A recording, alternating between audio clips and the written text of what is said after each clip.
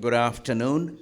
I'm very grateful to all of you on behalf of Dr. Hari Sharma Foundation for taking this time to be here. Of course, there is lots happening. There is a big rally in solidarity with our Palestinian sisters and brothers that is being held in downtown Vancouver. So lots of friends who are not here in physical sense, but intellectually and emotionally they are with us. And they have sent good wishes to all of you, as well as to Brother Sainath, who has come all the way from several oceans away. Before we go deeper into the program, there will be some housekeeping type of things that I would like to relate to you. And then our beloved sister, Dr. Prabjot Parmar, who is president of the South Asian Network for Secularism and Democracy, or Sansad, will be relating to us where we are located currently and whose land is where we are at currently. First of all, the washrooms, I have been told, they may not be on this floor, but there are washrooms if you go towards the very entrance where there is an elevator. You can do that. The parking is available 2 hours if you have parked your car and registered your car with the library. You are not going to be harassed. Otherwise, they will harass you. It is a city of Surrey, people. Be careful. Thirdly, what we will do, we will, once Sister Prabjot is done with the land acknowledgement, I will talk a little bit about Brother Sainath. Then Brother Sainath will speak for about an hour or so, depending upon how much he wants to say. It's his event, and we are very grateful that he is here. Thereafter, we will have some question answers, and any person who would be wanting to ask a question would have to come down to this microphone. Remember, this event is being recorded. So we would like to make sure that we use appropriate microphones so that the voices can be properly captured, and then we are able to put this event on our website. So without further ado, let me invite Sister Prabjot to come and do the land acknowledgement, please. Never refuse an applause. Thank you. I very respectfully and humbly acknowledge that we are gathered on the traditional, ancestral and unceded lands of the Coast Salish people, including Kwantlen, Katsi and Semiamu. In the city of Surrey, there are indigenous communities, people of various indigenous communities, so I also acknowledge that. I myself come from the land of the people of the river, that is the Stalo land, which is to the east of where you are located.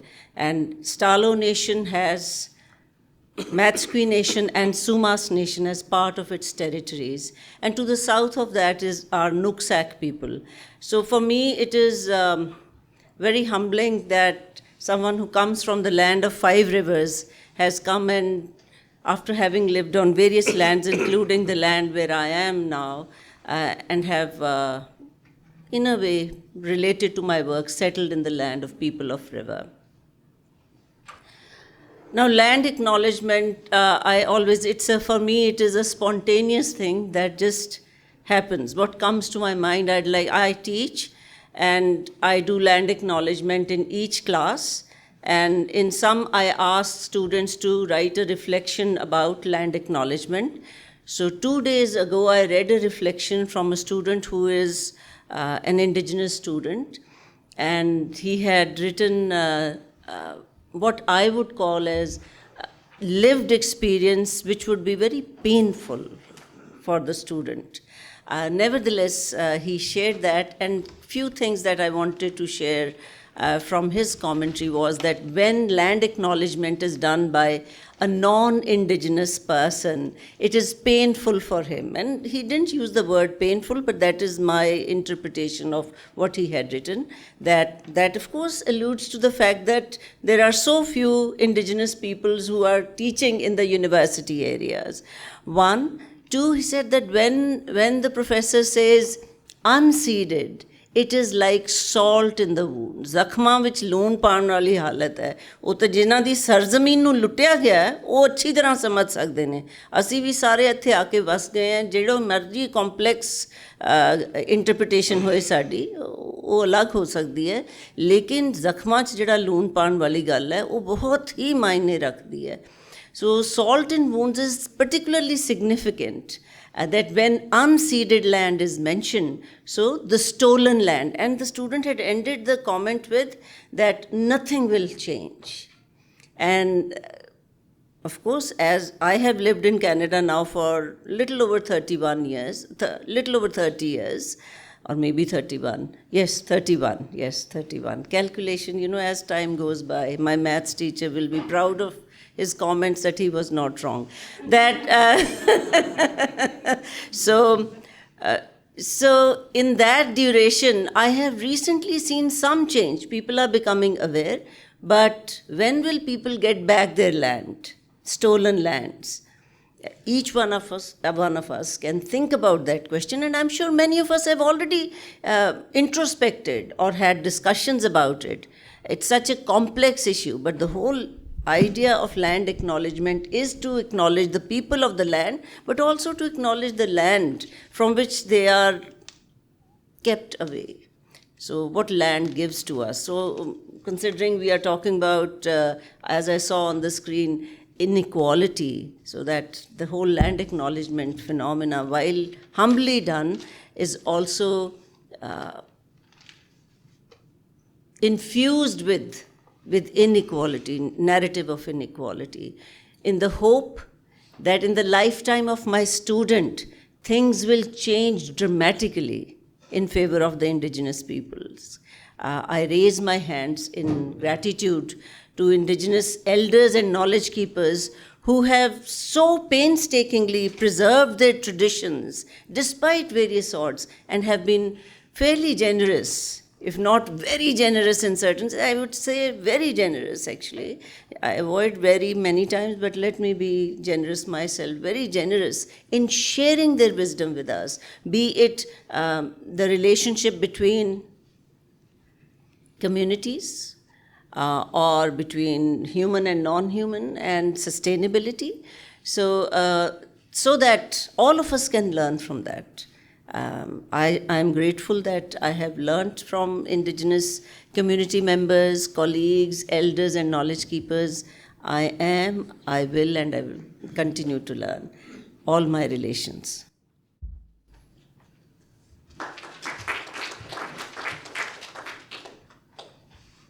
Thank you very much, Prabjot ji. You are very kind, as always.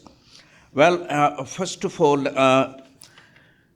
before we proceed any further, I would like to seek your gracious indulgence and request you to observe a few moments of silence in respect of tens of thousands of our sisters and brothers who have been killed by yet another war of colonials on brown people, which is in Palestine. So let us observe a moment of silence commemorating those deaths, and then we will proceed any further.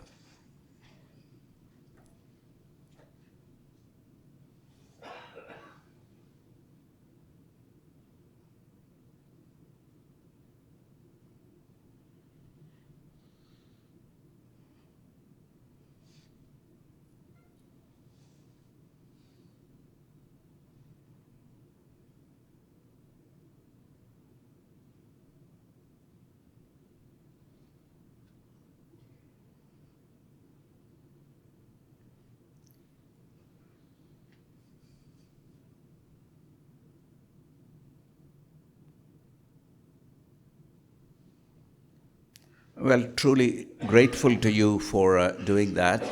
I now would like to request you to engage in our usual ritual, yoga ritual, where you reach out in your pocket, take your telephones out, and mute them.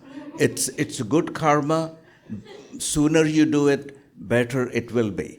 Dr. Hari Sharma Foundation was established when Dr. Hari Sharma checked out, and it was about 2010. And gratefully, he left for us, for all of us, a big chunk of his estate that funds events like this, and we are very grateful to Brother Hari, although he is not with us, but we usually, after any event like this, raise a glass for him and send cheers to him, drinking his favorite whiskey. So that's what we usually do, and that's what some of us will do tonight as well. Secondly, Dr. Sainath's book is available in two versions, Punjabi and Angrezi. Punjabi version, he says, is for $15. Buy it. We don't want him to be lugging all that weight back home. So Punjabi one is for $15. If you don't have cash, he has very helpfully provided us a QR code that you can capture on your phone and pay online. The English version, however, because it's the language of colonials, it's $20. So you pay $5 surcharge for using colonial language. That's where we are at. Now, I would like to request another brother of ours, a very beloved brother, a friend, a comrade, and a very handsome young man, Harinder Mahal, to come and talk with us about Sister Kalash Cor, who checked out a couple of days ago. So, Harinder ji.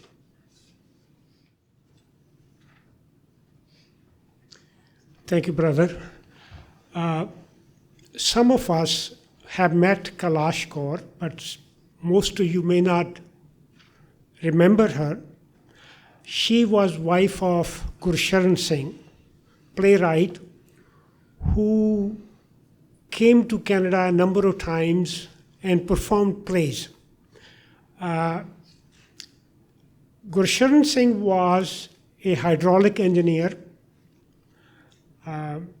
He was arrested during emergency back in '75 because he dared to perform some plays challenging what was going on in India at that time.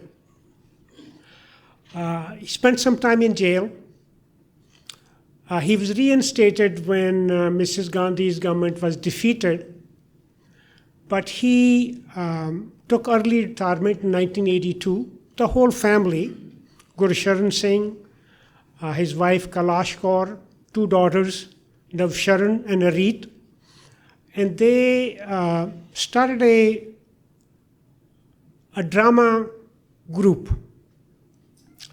They would go to villages, perform plays, progressive plays. And what was amazing about the whole family was that they lived in Amritsar at that time.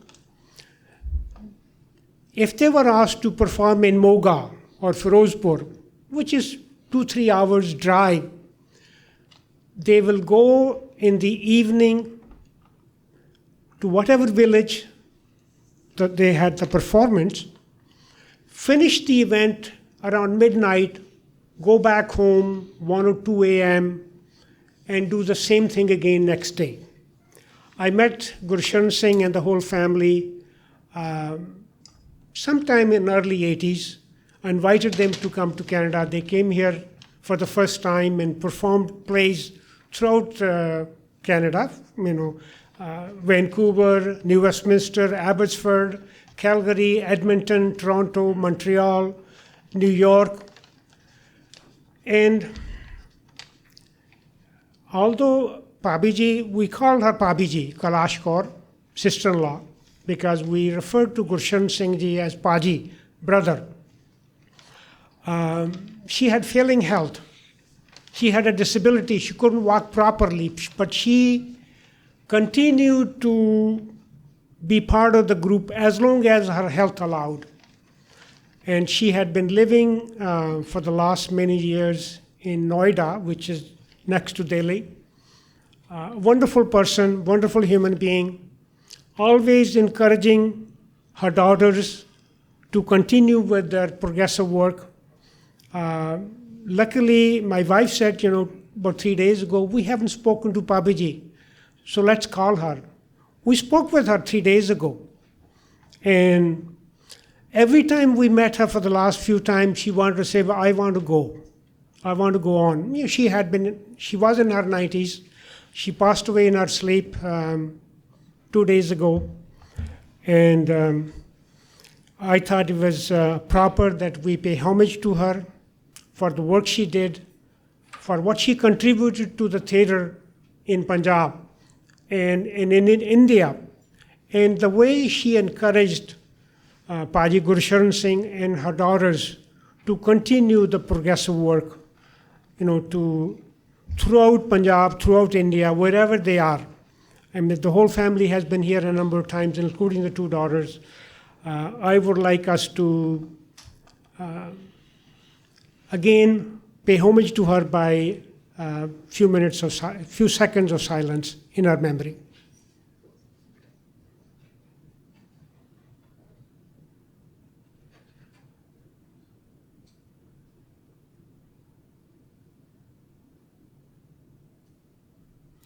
Thank you.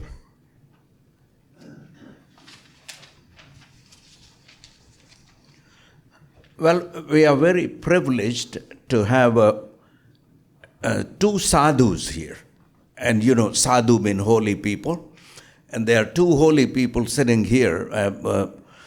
Sadhu Singh, who is a great Punjabi writer, short story writer, journalist, poet, and Dr. Sadhu Binning, who is not only a member of the Hari Sharma Foundation board, he is also an inspiring presence amongst us, and we are always grateful to see Dr. Binning with us, who is also in my books, at least he is called Imamul Nastikin. He is the Imam of all Nastik, all agnostic people like myself, and we kind of worship him.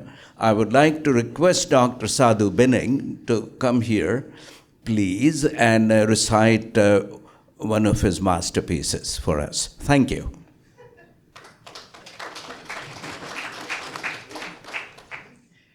I won't take too much time, and I'm going to read exactly what Zahid ji liked. And I'll just skip the Punjabi version, so I'll read the English version. And it's about atheism, and to be an atheist. That's the poem is about. To be an atheist is not simply the denial of imaginary powers or the existence of hell and heaven. It is the beginning of the story, not the end. To be an atheist is to wake up in a new dawn after the sleep of centuries, countless ages, stretching your body and to see your surroundings with a fresh eye. To be an atheist is to love life in an altered manner, to create new songs of affection, be a flower, to smell the flowers, spreading the aroma. To be an atheist is to pay respect to innumerable organisms who, during the millions of years, played their role in the journey of becoming human.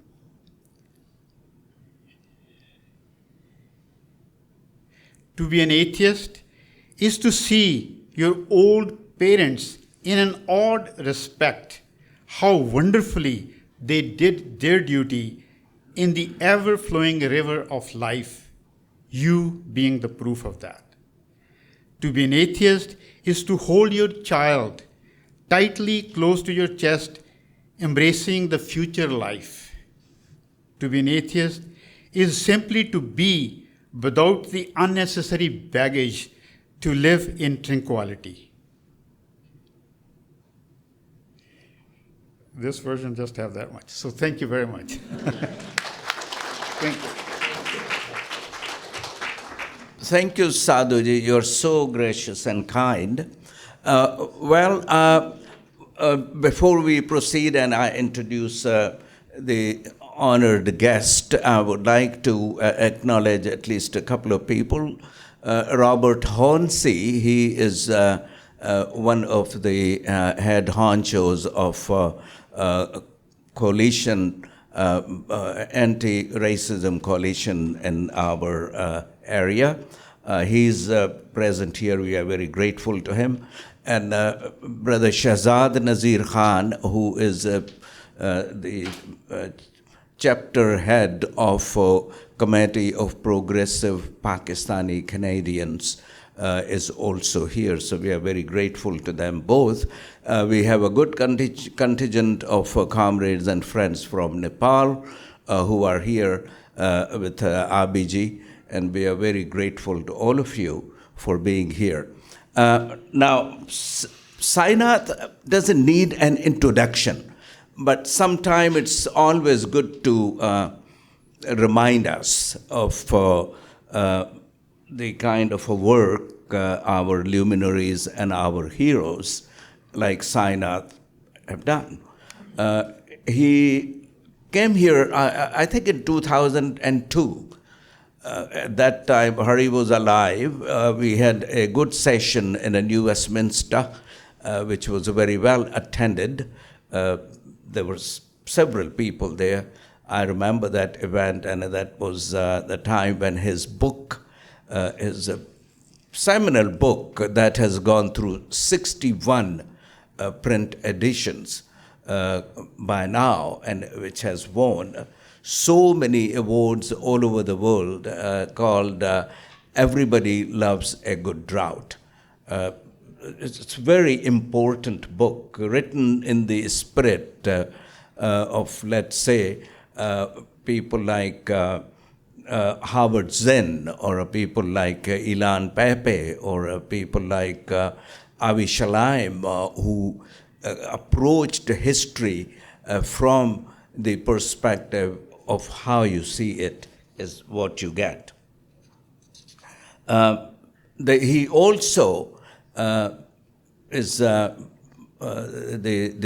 producer of a remarkable documentary called Nero's Guests. It's an invocation of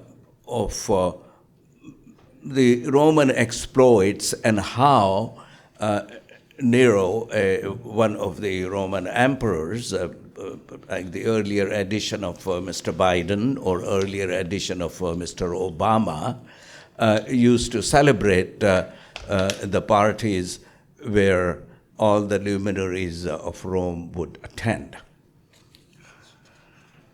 When Modi government introduced 3 farm bills, as you remember, those were COVID times, and we used to have these Zoom meetings, and Brother Sainath was one of the primary voices who did lots of research, worked with the farmers, and appeared at least 2-3 times, I remember, on those Zoom meetings that Harinderji and Sadhuji, we used to do this every Sunday, and people from various parts of the world would join in. He was part of that farmers' morcha, as you know, and morcha is the front line. He's an award-winning journalist, activist, writer. His heart is related to the notions of justice, which we are often, for example, in places like Canada, we are told that no, you don't need justice, you need diversity. I mean, just say land acknowledgement here and there, life will be good, and you will be basically demonstrating your anti-colonial stance, whereas people like Sainath, their focus has been on justice. Diversity may be a related part to that, but it is not a substitute for justice. And they have fought for that. He's an investigative reporter, a teacher who has produced a significant cadre of reporters and writers from India, teaching from his vantage point, which is Sophia Polytechnic in Mumbai, where he has taught for 37 years. And he also teaches at other places. He has done some teaching at Princeton here in North America. He is the Indian School of Journalism. He has done some teaching there. He is the leading voice of progressive journalists, editors, thinkers of India. And thankfully, he has yet been spared. They have not yet gotten him put in jail with Tel Tumde or other comrades like that. He is still with us, and we are very grateful. I don't know what will happen to him when he returns to the Modi land, but at this point, he is still fine. So we are very grateful that Dr. Sainath has not only consented to be with us, but has consented to have a long engagement with us so that we can learn from him. We can pick his brains on what's going on in India, what's going on in subcontinent, Bangladesh, Pakistan, India.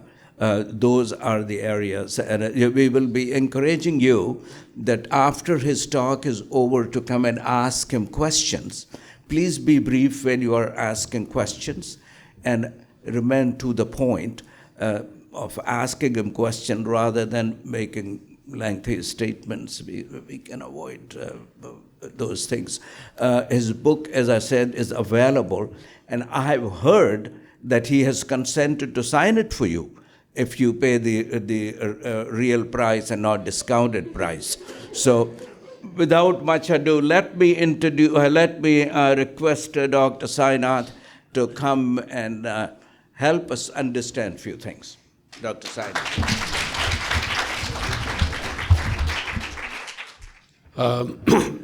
My thanks to Harinder, Judge Zaid, and the comrades of the Hari Sharma Memorial Foundation. I'm honored to be invited to make a speech in memory of Hari Sharma, whom I knew personally, and who, in fact, on whose platforms I spoke a couple of times at Simon Fraser University. I'm going to race like anything because we are, 50 minutes past start time. But I need to maybe begin with a disclaimer.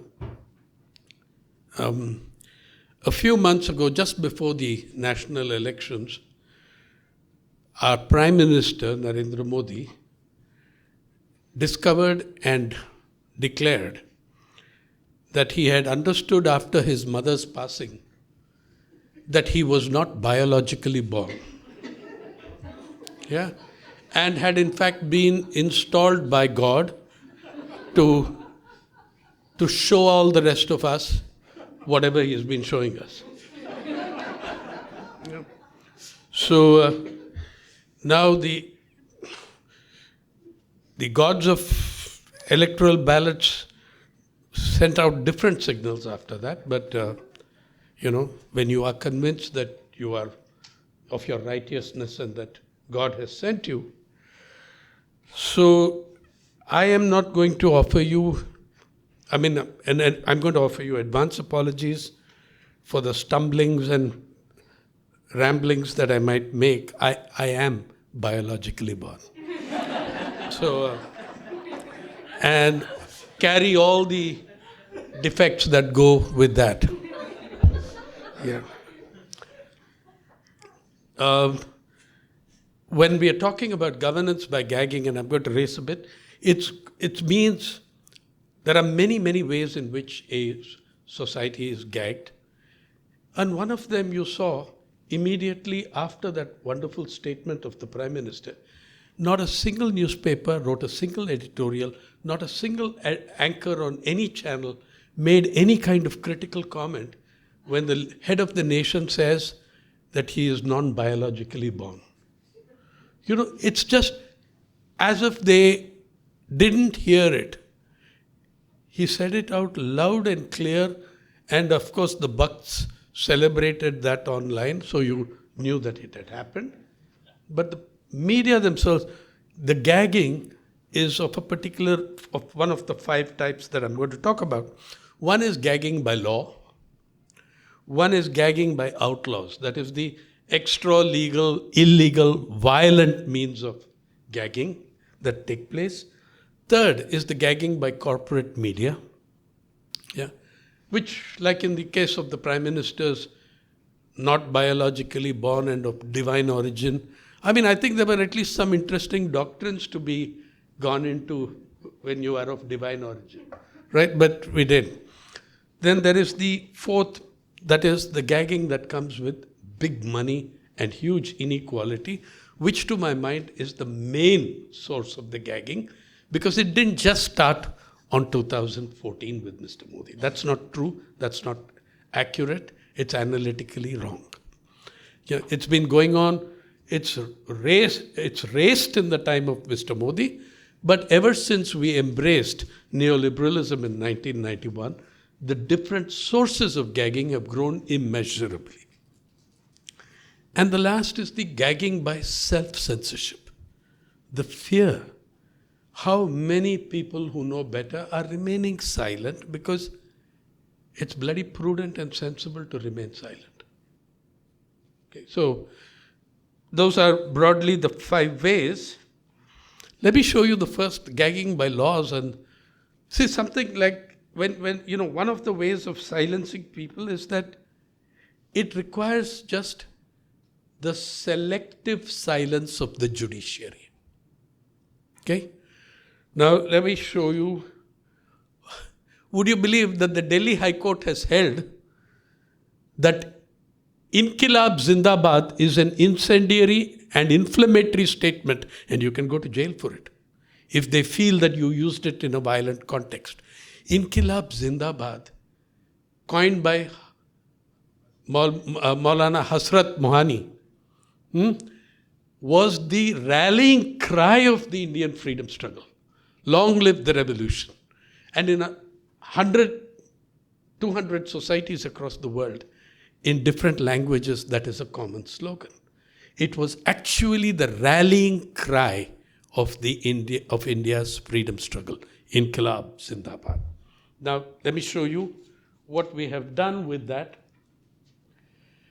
Umair Khalid has been denied bail, I don't know how many times. And one of his problems, of course, is that he has a Muslim name. That's a serious issue and indicative, doubtless, of criminality. So look at what they say here. During the course of argument, issues were raised relating to the content, context, and use of certain phraseology in the speech of the appellant. This is the High Court of Delhi, which prima facie appeared to be incriminating per se, as also as inflammatory.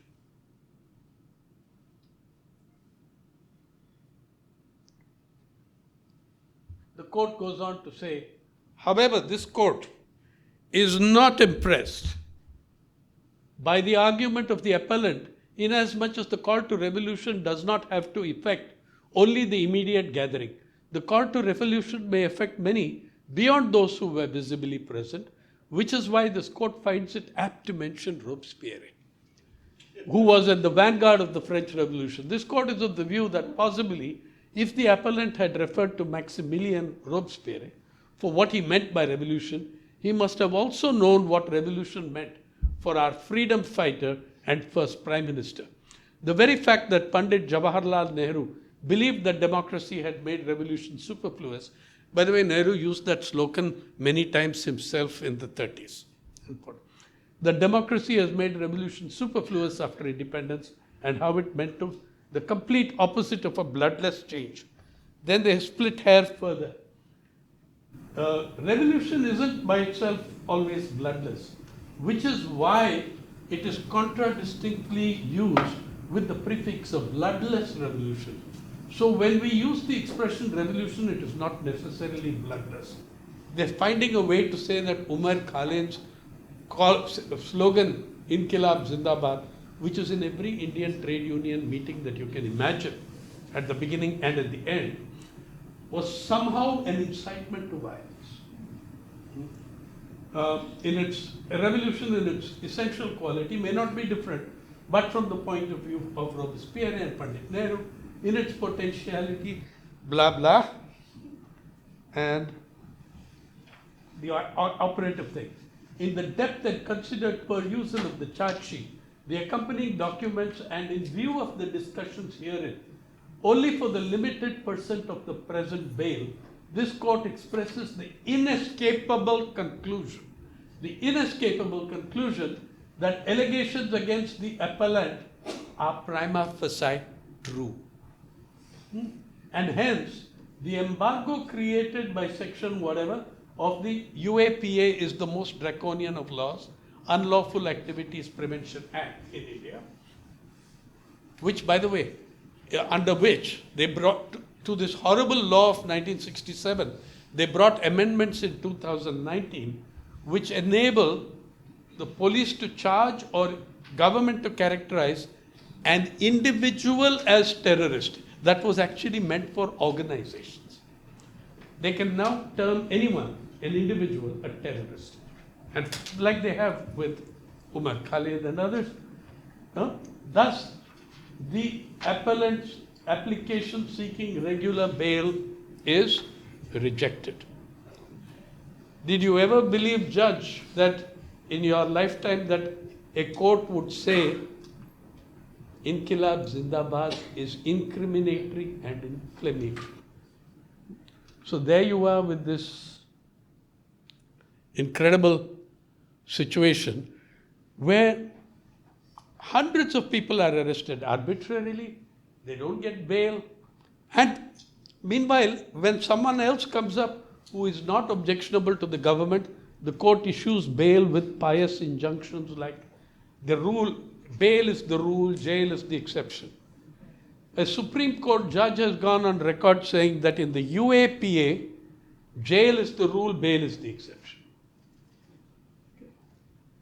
So you've got incredible numbers of people. On October 3, last year, this October 3, we observed the first anniversary of the biggest raid on journalists in Indian history.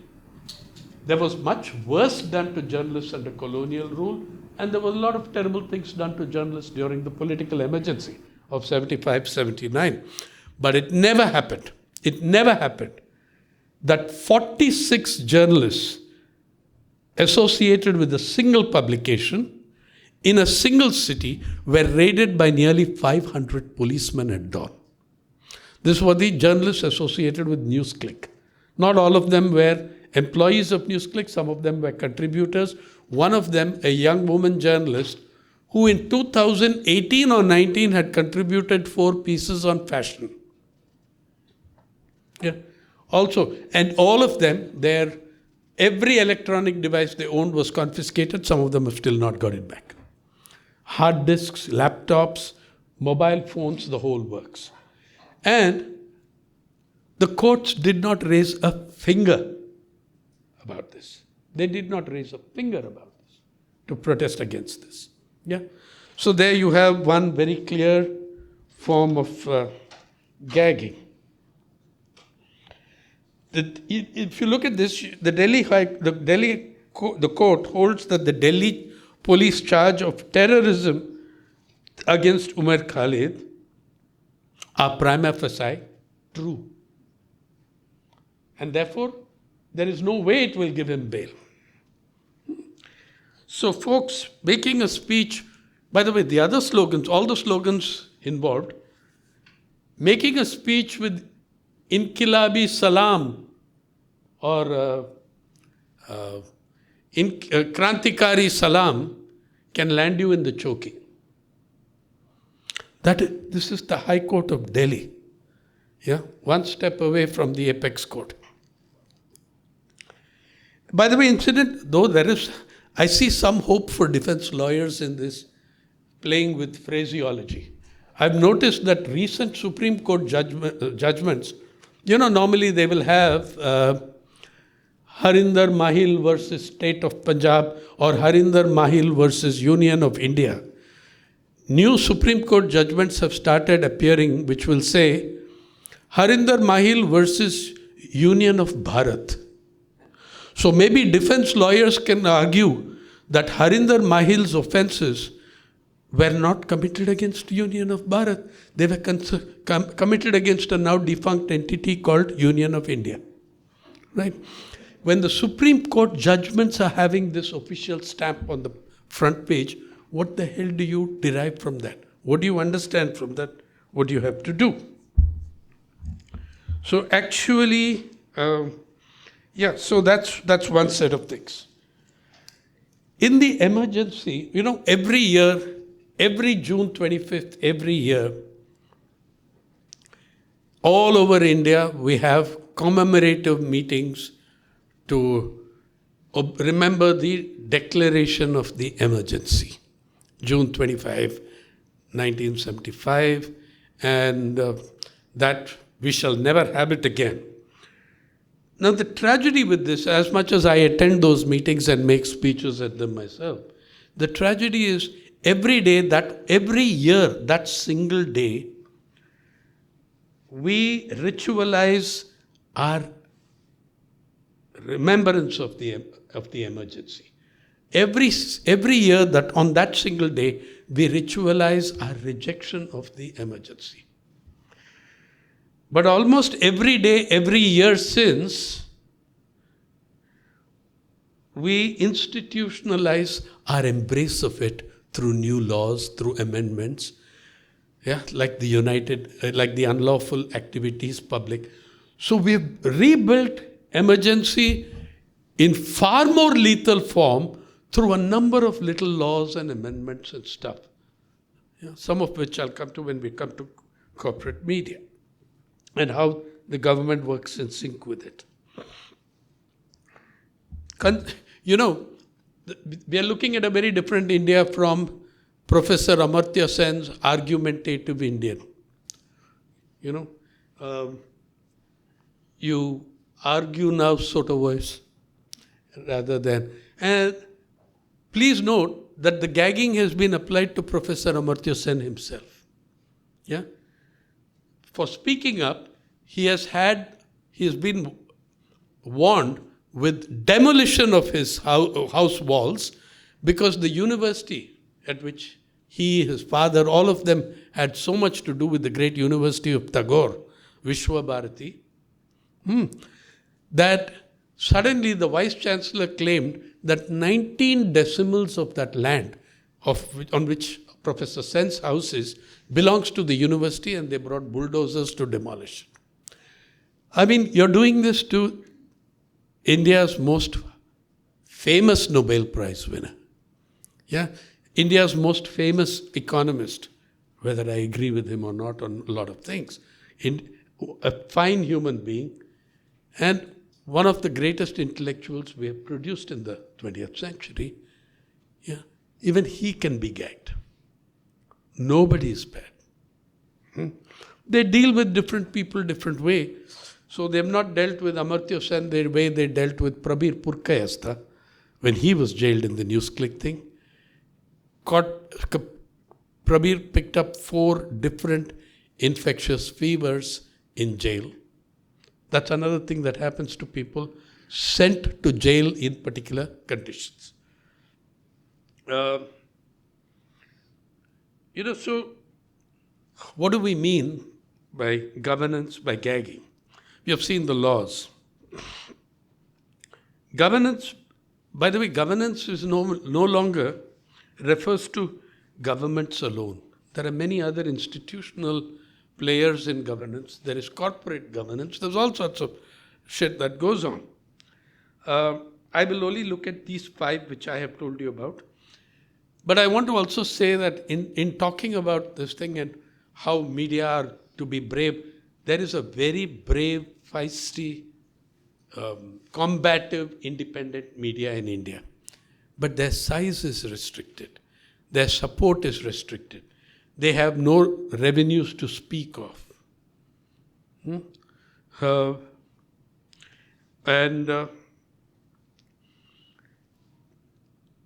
And yet, we hear about all the doctrines of journalism and what we are supposed to do.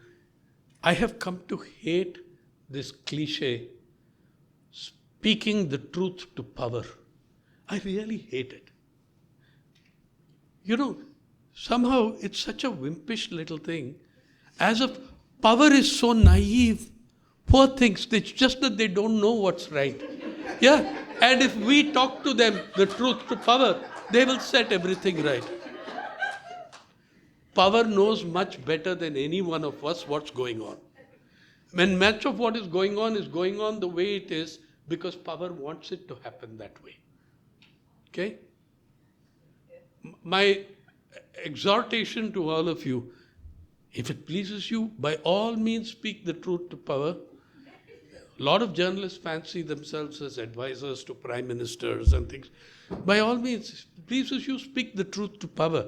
The far more important thing every citizen has got to do, especially the media, speak the truth about power. Speak the truth to people about power. So we come to the gagging in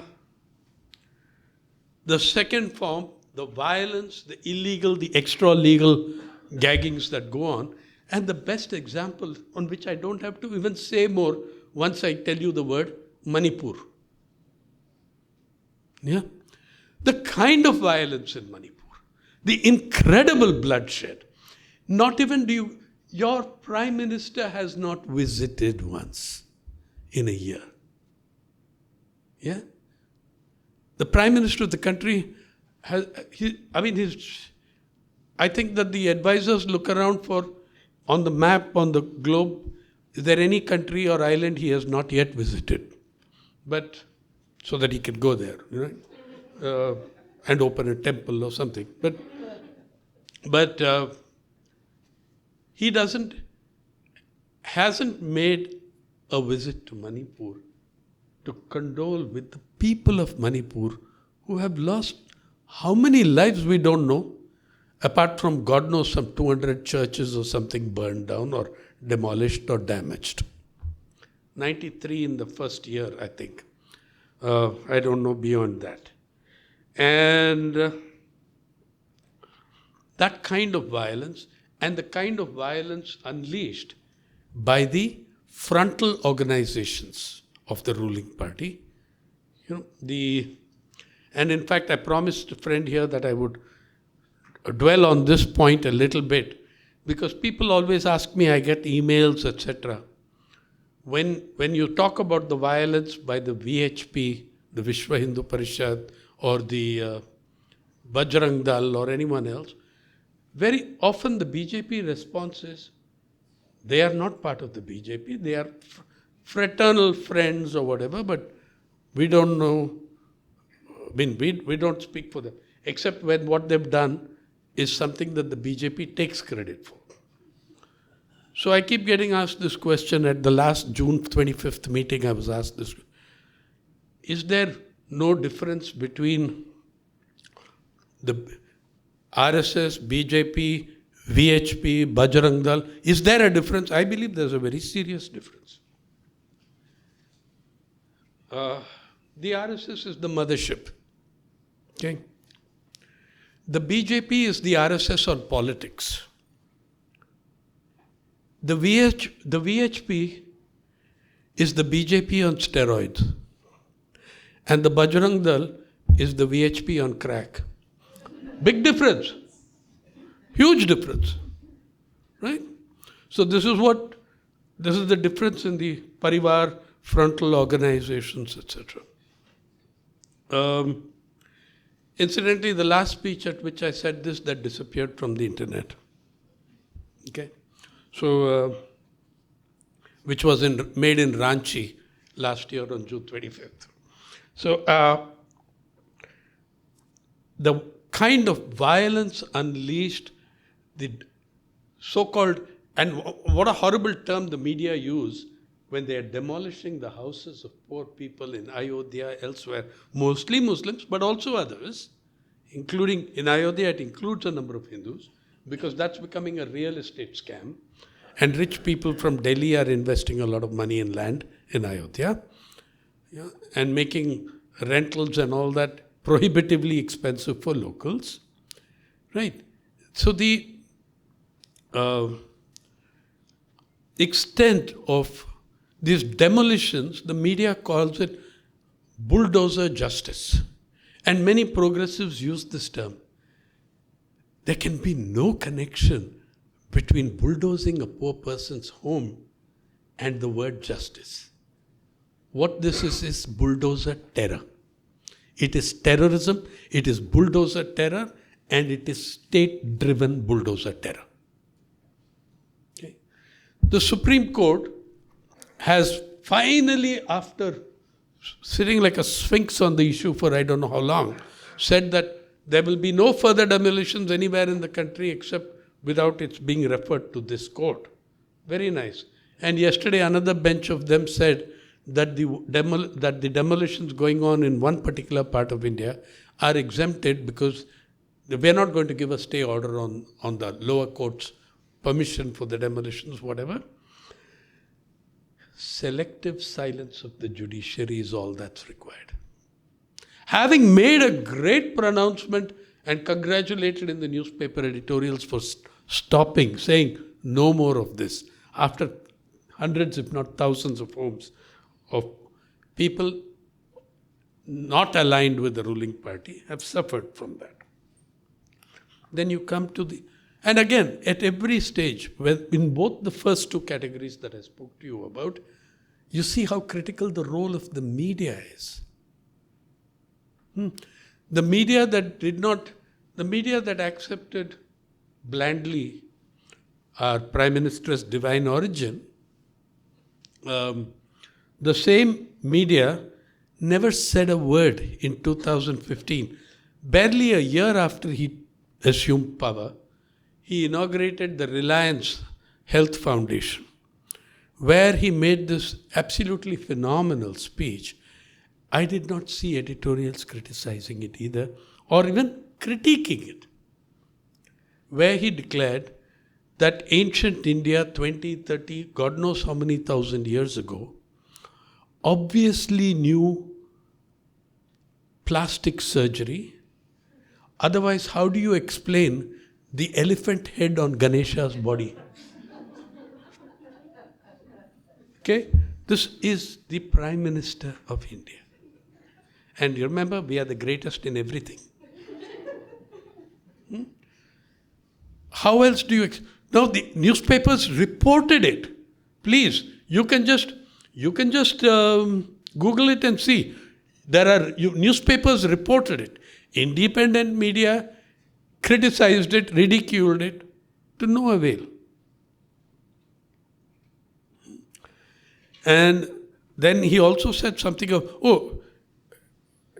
by the way, unlike your friend next door, he believed that we knew IVF and other things, and otherwise how do you explain, and also other miraculous things, otherwise how do you explain the birth of Lord Karna? Yeah. So this, yeah, at one level it is a never-ending source of entertainment. But when you got to live with it and take the consequences of it, it becomes a gagging when nobody speaks up. You know, another question people ask me is, who is your first hero in journalism? My first hero in journalism was the kid who said, hey, the emperor is stark naked. Now, what he said was already in the public domain. Yeah?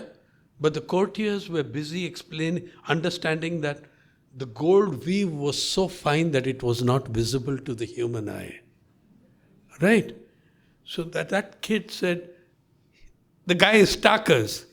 And that was my first hero in journalism. The kid who said the emperor is naked. Yeah? How much we need kids like that. You're not going to find them in the corporate media, which has been... Now look at the strength and power of this corporate media. The Indian corporate media has, meaning its corporate ownership, the bulk of circulation, the bulk of channels, everything are corporate owned. And these corporations are into hundreds of different areas of manufacturing, production, trade, etc., which give rise to unimaginable levels of conflict of interest. We have done away with the word conflict and there's only interests in that anymore. So you've just got absolutely no control on what we don't have. Even in the United States, they have laws on cross ownership, which are easily broken ever since Reagan came to power.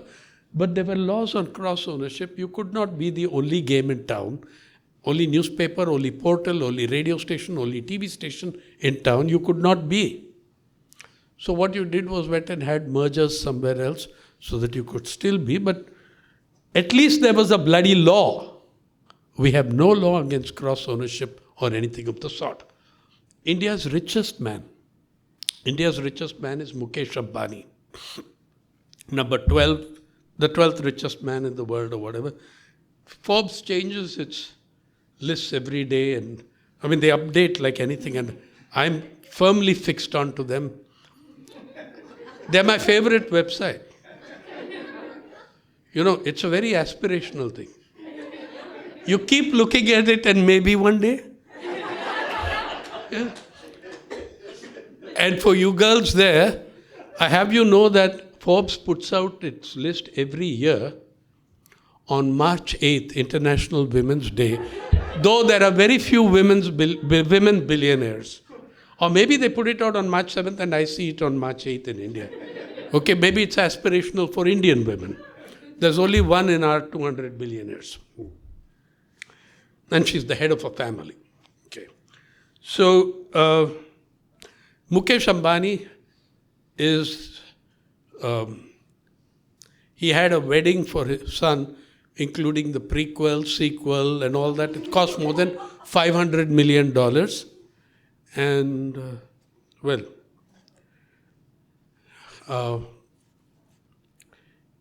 and that wedding was held in a state of Maharashtra. It was held in the state of Maharashtra, where many suicides of farmers are linked to the inability of the family to conduct their daughter's wedding. Okay? I've done stories on that. Yeah? And in that state, you hold this wedding with, an 800-pound gorilla wedding. That brings us, but Mr. Ambani owns, when the farm agitation took place, incidentally, Harinder reminded me that, Judge was speaking about Gursharan Singh, Harinder and Judge was speaking about Gursharan Singh's memorial lecture. I gave it 2 years ago, where I spoke about the farm laws. The farmers' agitation. Did your media ever tell you that this was the largest struggle for justice on the face of the earth in 30 years? Peaceful, constitutional, legal, democratic protest. Yeah? Now, look at the amount. Now, let me take another struggle whose idealism I admired and respected and still do in North America. In 2011, you had the Occupy Wall Street movement, where thousands of young, very idealistic youngsters, many of them techies, occupied Zuccotti Park in New York. Now 8,000, 9,000 people occupied Zuccotti Park. They had a fantastic impact, and they coined one of the greatest slogans, 1% versus the 99%. It had an impact across the United States. More than 400 towns had similar sit-ins, Occupy Atlanta, etc. Many people being evicted by their councils got support locally in different small American cities to occupy the properties and not be thrown out, not be evicted. All this is great. And it got a phenomenal amount of publicity because it was there in Wall Street. Though, by the way, for the first 2 weeks, as it began to unfold, the New York Times simply ignored it. They said very little about it. Yeah.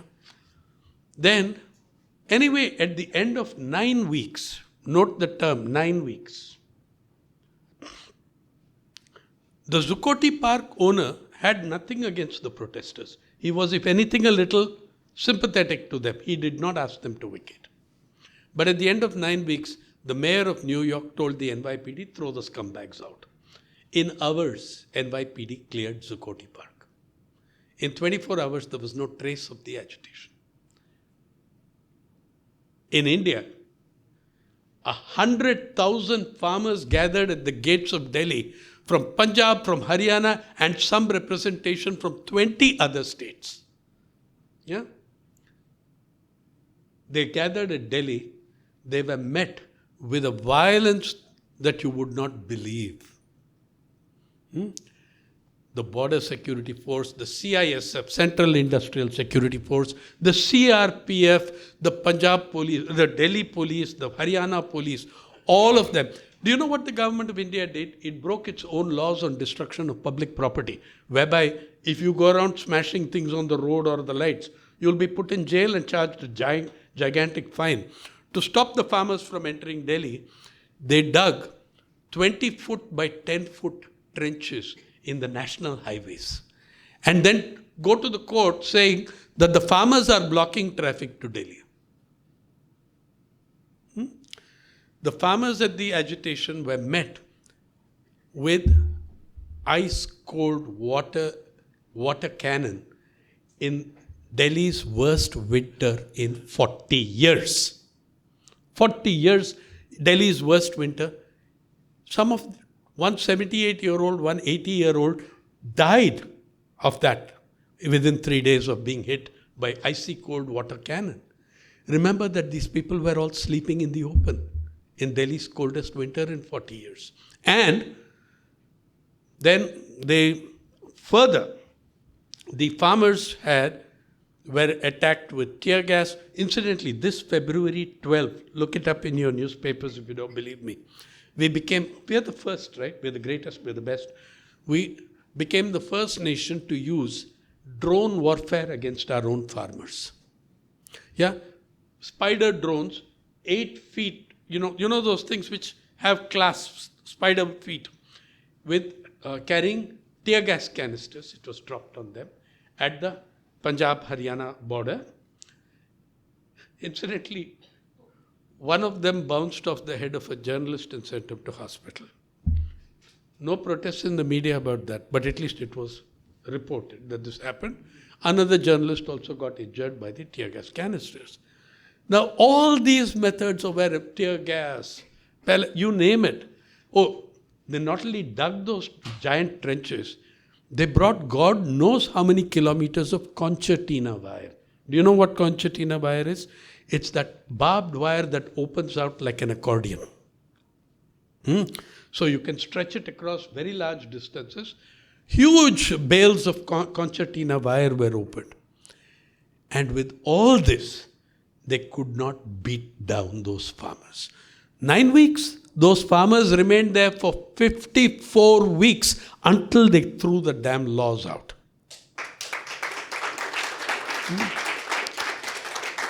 The farmers were scoring a significant victory against corporate media. Whatever happened there did not happen because brave journalists said things, though some of us were regular speakers at the camps. They built their own township, Singhu, Tikri. They built their own townships around Delhi and protested.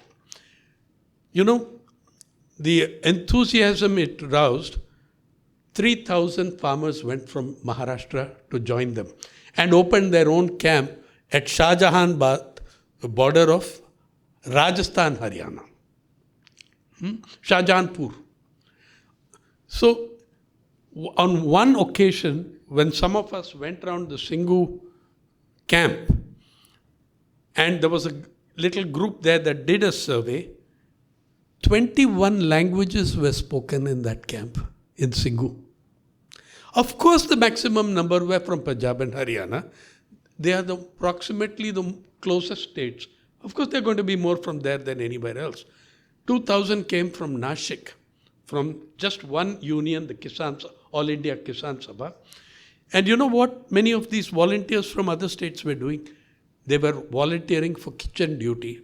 You can read all these stories in the one website that created a category just for protests, farmers' protests, People's Archive of Rural India. And you'll see little kids peeling peas in the Rajasthan camp, and little Fateh Singh, 3-year-old, peeling peas with his mom for the cooking in the Shahjahanpur camp, others doing things. At the end of this talk, I'm going to show you a very beautiful 2-minute video of one of the most brilliant renditions of the Italian protest song Bella Ciao, which became famous because of Money Heist on Netflix. However, just for you to know, Bella Ciao it became very famous during World War II when it was sung in favor of the partisans. But it originated in late 19th century Rome as a protest song of peasant women, of women farm workers protesting against their conditions in the fields of the northern landlords. From there, it again gets revived in 1930s and 40s in the partisan resistance to fascism in Italy. Now there are 100 versions of that song. I believe the Punjabi version is probably the most haunting. I'm biased, but I'm not a Punjabi. But it's so haunting. So the words in every case are different. Here the song is about, it's not Bella Ciao, it's Vapas Lao. That is the Kala Kanun. Take back the laws. We'll come to that. So Mr. Ambani, not one newspaper, not one channel would even mention that the main slogans of the farmers were naming Mr. Ambani and the second richest Indian, Mr. Adani. In fact, in Punjab, a lot of these Punjabis and farmers have a Fauji background. They conducted one operation and took out 150 cell towers of Ambani. That was reported in 2 paragraphs. It was a devastating blow to Jio. Incidentally, Mr. Ambani's Jio mobile service was personally advertised by the Prime Minister. We woke up one morning to find Prime Minister's photograph and the Jio ad in one frame on the front page of every newspaper. In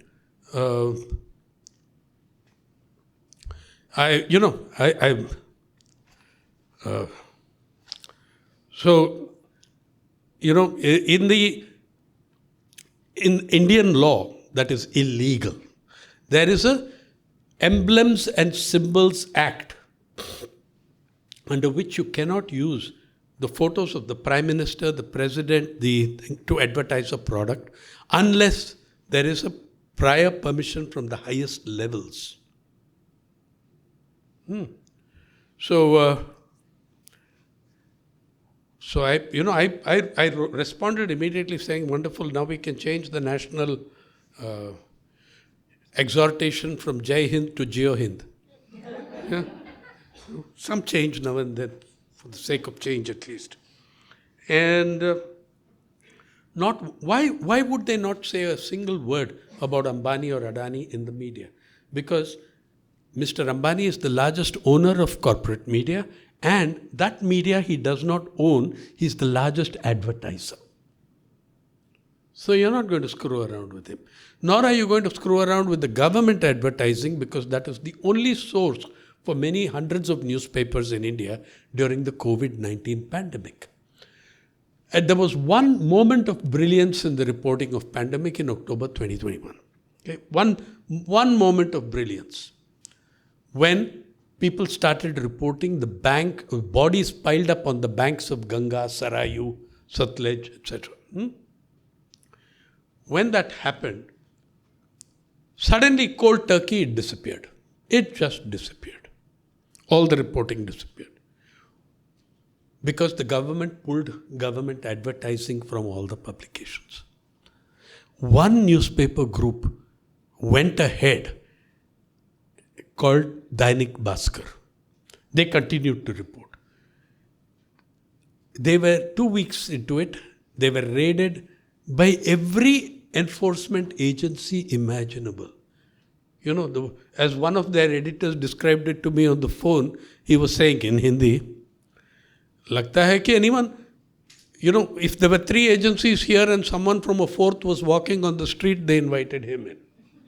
So the Enforcement Directorate, the Intelligence Bureau, the Income Tax, the Police, the Customs, anybody who, GST guys, everybody was there. To their credit, Dainik Bhaskar they took a huge beating and then had to soften down. They had no choice. Okay? But this was the state. Now, Mr. Ambani, and look, the Indian media, according to Ernst & Young, which is itself the center of controversy right now in India, on the death of the young woman from overwork and stress. The Ernst & Young calculated India's media entertainment industry value at $28 billion in March this year. Yeah, out of which a gigantic share belonged to Mr. Ambani. Now they are going about the listed companies when they're putting up these rates. A single transaction in April added 30% to the value when Mr. Ambani and Reliance, his company, initiated a merger with Disney Hotstar worth $8.5 billion, which gives them 60% of streaming in India. 60% of all streaming in India is is now the property of Ambani Disney, which have merged. I won't digress too much, but I have to point out to you that Disney and others have been making pots of money, making completely false themes from Indian mythology. Little Bhim, Little Ganesh, stories that don't come from Indian mythology. You have run TV serials, or you have done TV shows on them. Little Bhima, Little Ganesh. Many of those stories are just written in the studios of Disney. And please remember, when corporate profit is at stake, you cannot have truth simply. I'll give you an example. One of the greatest of European novels, The Hunchback of Notre Dame. Yeah? Disney makes it a film, it ends up with a happy ending. Everybody lives. Because tragedies don't rake in the revenue. So you can just go and change the literary heritage of a gigantic European novel and give it, everybody lives. Quasimodo, Esmeralda, even the priest. Okay, all of them live. This is the sort of people you're handing over your media to. Corporate profit. So that's yet another aspect of the media in that sense. Now, when you made this, added $8.5 billion, it meant that the value of the Indian media industry went to $36 billion, out of which 35% is owned by one individual. Perhaps. I don't know. We have to calculate. Mr. Ambani has more TV channels than he knows, than he can name.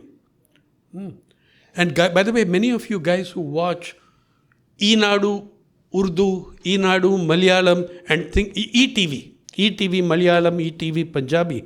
Please, those are not owned by Inadu, TV, Telugu anymore. 20 years ago, Mr. Ambani bought them up through a wonderfully named organization called Independent Media Foundation. So, yeah, well, we know whom it's independent of somebody, it's independent of the entire population of India. So, that's the thing. Now, come to the media are all sewn up, except for the very combative, brave, individual journalists. One of the things that was fantastic about the election coverage, where all the media got it wrong, you know who got it right? The cutting edge of Hindi journalism today is appearing in young YouTubers in Uttar Pradesh, who all of them, they have worked in mainstream media for 2 years, 3 years, 1 year. All of them told me, इनको 40 seat जाएगी. I didn't believe it. Halfway through, I thought I'd better believe it, because the signals were, and they held on to it. You can imagine how many I told you so calls I got on June 5th, right? From journalists aged between 21 and 36, 35 in Uttar Pradesh. No money, no resources, but they did it. And that is one of the, they are the throwback to one of the finest traditions of Indian journalism. You fight regardless. Yeah, they did. And they told the truth. They spoke the truth about power. They did not even speak to power. They spoke to people, they spoke the truth about power. Now comes the big game where, oh, by the way, that Inqilab slogan, here's a very funny thing. There's a gigantic Indian website at the cost of 110 crores, that's 1,110 million rupees, Azadi Ka Amrut Mahotsav, where there are no photos of freedom fighters who are alive, but there are 1,000 photos of you know who. The same photo that you get on every COVID vaccination certificate. The same photograph that very possibly soon might be on every bus ticket. So that's the thing. And they had a slide on Hasrat Mohani. I thought of writing to the Delhi High Court to arrest them all immediately, because they're praising Hasrat Mohani, who coined the slogan Inqilab Zindabad. But their excuse for praising Hasrat Mohani is, Hasrat Mohani was an eclectic sort of character, though he was a Maulana, who had a great fondness for Krishna, the mythological or religious hero of India. Hasrat Mohani was Congress party, then for a very long time he was with the Communist Party. When he coined the slogan, he was with the Communist Party. That's not mentioned there, all of that. But don't you think this website should be taken down immediately? And another thing about corporate media, your corporate media in North America. The farmers' protests were also cut badly because Google, Facebook, Twitter, they have admitted as much through whistleblowers and through their own selves in the hearings in US Congress that the largest number of takedowns and suspensions of accounts or killing of accounts, the request came from the government of India under Mr. Narendra Modi. Elon Musk, of course, had to make a great drama of it about how he told the Indian government, this is a very wrong thing. You're harming freedom of expression, but we did it anyway. Because Facebook, for instance, I think the biggest share of revenue from any one country that it draws is India. It's about the money. It's about corporate media. So there is, in fact, would you believe it? After a young 18-year-old girl was arrested, Disha Ravi, for her environmentalism and activism, the Delhi police issued a tweet thanking Google and Twitter for helping them in the matter of tracing the toolkit. Anyway. So Then PARI, People's Archive, my website, started growing. It doubled, it trebled in because we were covering the farmers' web. Incidentally, we publish in 15 languages, including Punjabi. Big hint. Yeah. So we cover. Okay. So it was delightful to watch retired brigadier generals and retired colonels sitting in Singhu, looking at PARI on their cell phones or actually even on laptops or tablets. You'll see we have done stories from the camps. Now, suddenly our growth stopped. Cold turkey it fell. What had happened? The government of India, we know, got Google to tweak its algorithm ever so slightly so that searches for farmers' protests fell 60%. Okay? So guys, you see how many ways of gagging there are. And then the most important of all of them, big money inequality. Okay, so this is Hasrat Mohani. And we've even put Hasrat Mohani on a postage stamp, celebrating his thing. And okay, now in India, in 1991, we did not have a single dollar billionaire. Or at least they were too modest to say so. But we did. Actually, it took 5-6 years in the new economic policies in the neoliberal path to produce our first billionaire. By 2019, we produced 98. 98. That means we produced new billionaires. We minted new billionaires at the rate of one every 70 days. Okay, 98 across 20. Every 70 days, we minted a new billionaire. We rank number 3 in the Forbes list. Even now, we rank number 3.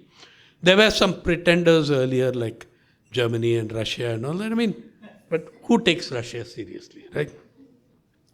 Russians, damn it, every 5 years they send half their dollar. Every 5 years the Russians send half their billionaires to prison. We send ours to parliament. Mature democracy, right? So we send ours to parliament. You can see them there. Jindal, the whole works. I mean, I can name 6 of them over there, in parliament. So anyway, we got rid of all these pretenders. We still have a little matter of China to deal with. The 800-pound gorilla on the list is, of course, the United States. Then comes China, then comes us. The same country which ranks number 3 in the world in Forbes billionaires list ranks number 132 in the Human Development Index of the United Nations. Ranks 178 out of 180 nations in the Environmental Performance Index devised by Columbia and Yale. Ranks 159 in the World Press Freedom Index out of 180 nations. In the Environmental Performance Index in 22, until somebody botched it up really bad in another country, we actually managed to be 180 out of 180 in 2022. Since then, somebody did worse than us and allowed us to step up 2 notches in the ladder. We rank 111 out of 121 nations in the Global Hunger Index of IPRI. And this is at the same time that the Prime Minister is making speeches about how India, he's the Vishwa Guru, remember, right? I call him that. I always address him as the Vishwa Guru. It somehow seems appropriately obnoxious. Yeah. And so the Vishwa Guru is telling the world that India will solve the problems of global nutrition security. India leads the world in stunting and wasting. Wasting is by, weight to height. Stunting is height to age group. So that's the wonderful thing, that we are solving the problems of the world but can't seem to shake off these tags ourselves. One of them we've got out of being at the bottom, but stunting is still bad. Then comes, so the big money inequality. Let me show you the kind of inequality. This is on, as of July 16, 2024. Have a look. The cumulative wealth of India's $200 billionaires is 974 billion US dollars. The Indian budget expenditure for 2023-24 was 562 billion US dollars. That means the cumulative wealth of our billionaires is 1.7 times greater than the entire budget of 1.4 billion human beings. I've also given, for those economists who are very particular, the PPP translations also, which I don't believe in. I don't give a rat's ass for them anyway. Okay, now these guys, there is 1.7 times Indian budget's expenditure, but the cumulative wealth of 200 individuals is 62 times India's agricultural budget. Talk about farm distress now. 62 times India's agricultural budget, which is 15.62 billion US dollars.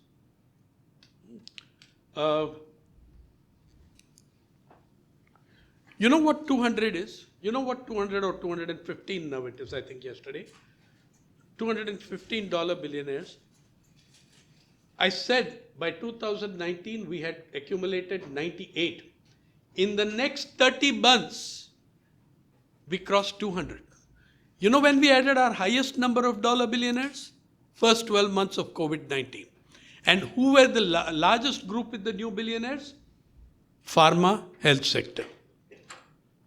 Do you know that when I say Indian billionaires, what do you guys think? You think tech industry, high tech. They're number 3. Above them is manufacturing. Above manufacturing is healthcare sector. I never use that word. I call it health cash sector. It's a health cash sector, and they had in 2022 twice the number of dollar billionaires that India's wanted tech industry had.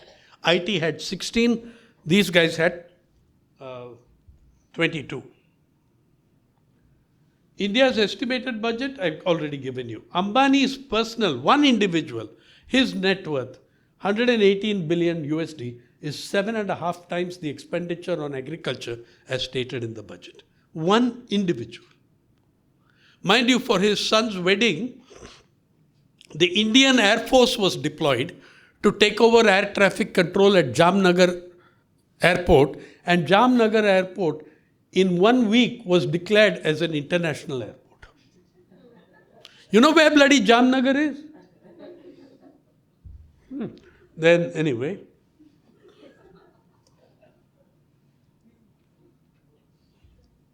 Mukesh Ambani's net worth is actually in rupees, it's 9.8 trillion Indian rupees. Now, you know, one of the things that I intended to do was to study the promise of capitalism. What does capitalism tell us, guys? It tells us that if you work as hard as Ambani, you can also do it. Now, I've had theoretical problems with that. So, well, the theoretical problem simply is, if hard work makes you a billionaire, every woman in rural India would be a billionaire. And every woman in rural Africa, rural Latin America would be a billionaire if hard work makes you a billionaire.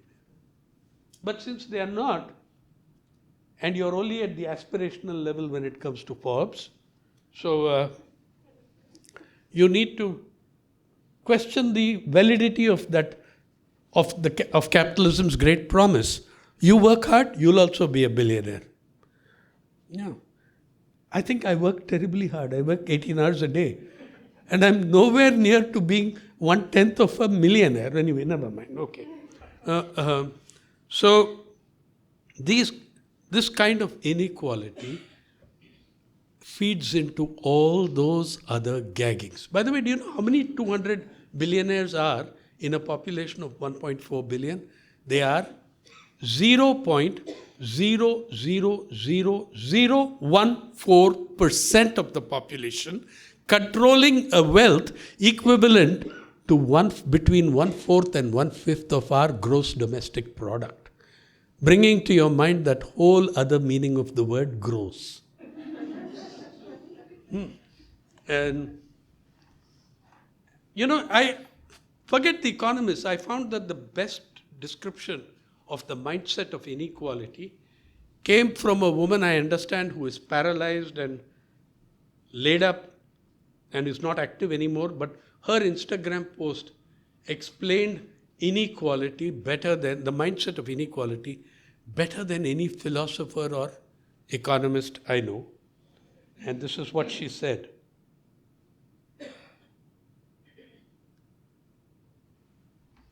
If a monkey hoarded more bananas than it could eat, while most other monkeys starved, scientists would study that monkey to figure out what the heck was wrong with it. When humans do it, we put them on the cover of Forbes. What a phenomenal, trust ordinary people rather than your experts. Okay, that's the thing. All these things feed back into the gagging. Or the wealth, the inequality. You know what? One of the common techniques, we have imported it from the goddamn United States, is the SLAP strategy. The legal strategy of, you guys know what the SLAP strategy is? Okay, you don't. SLAP is strategic litigation against public participation. So I intimidate you by putting a $100 million legal suit against you. Just give you an example. Intercept, which has done some of the finest exposés of the New York Times and others when it comes to Gaza and Palestine. Intercept has twice been sued by billionaires. They've won both cases, and they are $500,000 poorer. In SLAP strategy, you win the case, you still lose the case. Because we are all small units, small outfits. My friend Paranjay Guha Thakurta has been hit for 100 crores, 50 crores by Ambani, by Adani, all of them. It paralyzes you. And all the time you're running from one court to another. So please, this is just the crudest level at which it feeds in. Then, the same 200 guys own your media. They own your media. These guys own your media. They're able to do anything in the law courts. Can I go up against the highest paid lawyers in Asia? You can't. You don't have that capacity. So you are gagging through law, gagging through outlaws and violence, you're gagging through corporate media, you're gagging through big money and inequality, and finally, the gagging comes to self-censorship. When many people just shut up. One last example, and I'm going to give you a little video song, which you will love. In 2020, India had fallen to rank 142 in the World Press Freedom Index. The Vishwa Guru was outraged. Of course, there's got to be some fraud, jealousy. These Westerners are all jealous. India is overtaking USA and everybody else. So they're all jealous and they're all conspiring. So the government of India, the senior most officer of government of India, the Union Cabinet Secretary, that is the Badshah of bureaucrats, ordered, you know how important the Union Cabinet Secretary is? Theoretically, he takes his orders only from one man. In the present dispensation, it may be that he takes his orders from 1.5 men. But I've never figured out which is the half and which is the one. And anyway, so the Union Cabinet Secretary ordered the Information Broadcasting Ministry to set up a committee, independent committee, index monitoring cell, to respond to Reporters Sans Frontières, which runs the World Press Freedom Index. By the way, I'm not obsessed with the world, with Reporters Sans Frontières and their index either. But when you claim that it's false, why don't you create your own index and see? Now, I'm not impressed with Reporters Sans Frontières, their performance on index on Gaza and Palestine. I'm not impressed at all what they've done. But the fact is that they put India at that stage at 142. So a big committee was formed, 13-member committee full of very powerful people. Yours truly was one of only, actually it was only bureaucrats. Then some mischievous bureaucrat, well-meaning mischievous bureaucrat, told them, you know what, if it's going to be a committee dealing with press freedom, it might be an idea to have a journalist or two. So someone said, that's a good idea. And they got in touch with two of us. The other one I will not name, but is a very famous TV anchor and you can easily figure it out.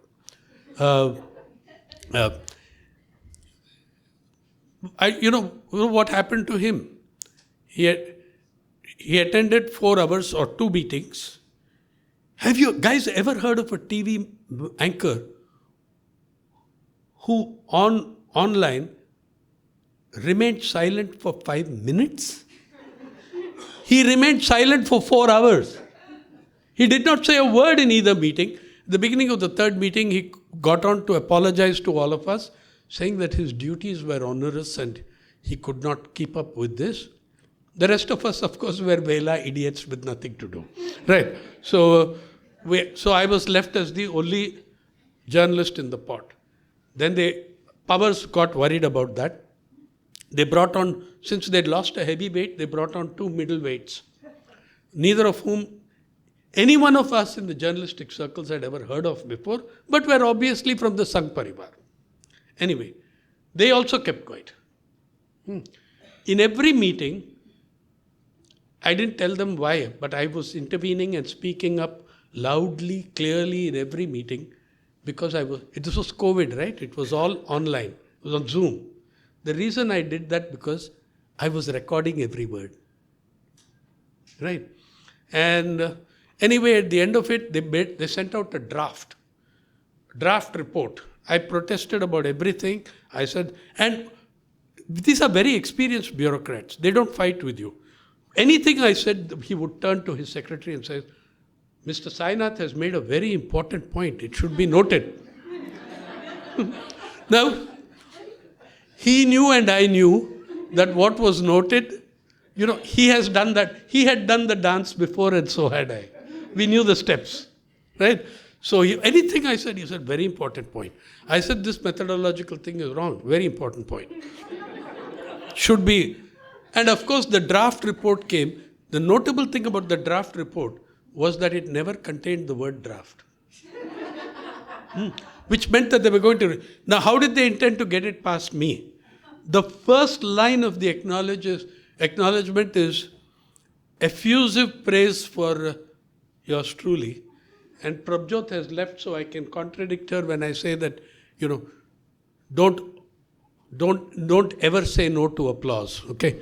I did have a problem with that. They thought that I'll read those lines and I'll let the report go. Can you imagine a 45-page report on press freedom that did not use the word dissent, that did not use the word censorship? 19 words I listed. None of these words appeared in the report, but they did. I wrote an independent note, still trying to get it in rather than confront. No response. I sent the note 3 times. The high-powered government committee vanished. I sent it one more time. The email ID vanished. Yeah, and this was about press freedom and freedom of expression. So guys, this is how it all works in. The inequality works in, the power works in, the judiciary works in, the executive works in. These were the 5. Now, the counter to this is, I can give 3 examples, inspiring ones. One, the small level fight back by independent journalists and independent media. I won't exaggerate our power, and they can squash us at any time they choose. though they know that today there will be a price to pay for it after the election results. However, they can and they will. They'll screw us up in many different ways, as they screw me up in many different ways by scaring donors away from my website. However, the second, two great things happened just before COVID and during COVID. Two great things happened. In 2019, tens of thousands of young teenaged kids often collected outside the gates of their hundreds of colleges and read out the preamble of the Indian Constitution while opposing the CAA, the Citizenship Act amendment. It was so pleasing, it was so lovely to see teenage kids, some of them my students, I'm very proud to say, all of them reading out the preamble of the Indian Constitution. Justice for all, social, economic, political. I went very often to see, and I would spot my students, and of course I would tell them, that's lovely, you're reading the preamble. There's a little more stuff in the Constitution that's also interesting, and if you read, which may not be on WhatsApp, so, maybe you take a look at the Constitution. But anyway, to give them credit, they did something that brought tears to my eyes. It was a signal, for me, that was a continuation of the spirit of the freedom struggle. But an even bigger thing comes in 2020 November, when the Kisan Andolan lands up, the largest constitutional, democratic, peaceful struggle on the face of the earth in 30 years, which never got 1% of the publicity that Occupy Wall Street got. I don't grudge Occupy Wall Street that. I want them to have that publicity, but I want these guys to have proportionately an equal publicity. And you'll see how their camps were, and you'll see the humor, the very raw Punjabi humor when there are guys sitting and making rotis. So the filmmaker, who is a woman, is asking them, when did you start making rotis? Okay, but you see the reply.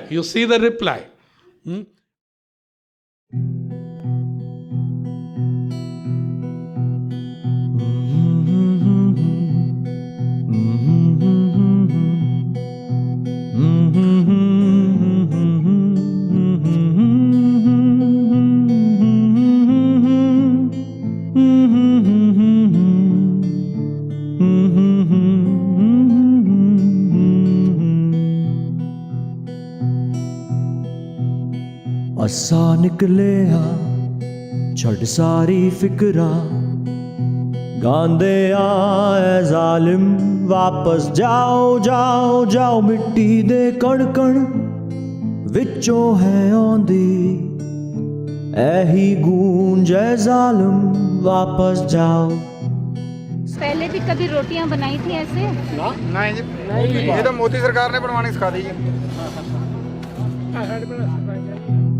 सानू आकेरण स्याकाली रातां ऐही सवेर दी पुकार वापस जाओ जाओ जाओ जागी अवामुन खैर मनाओ सब दी ऐही हुंकार वापस जाओ। सुनेगा, सरकार नू सुनना पड़ेगा।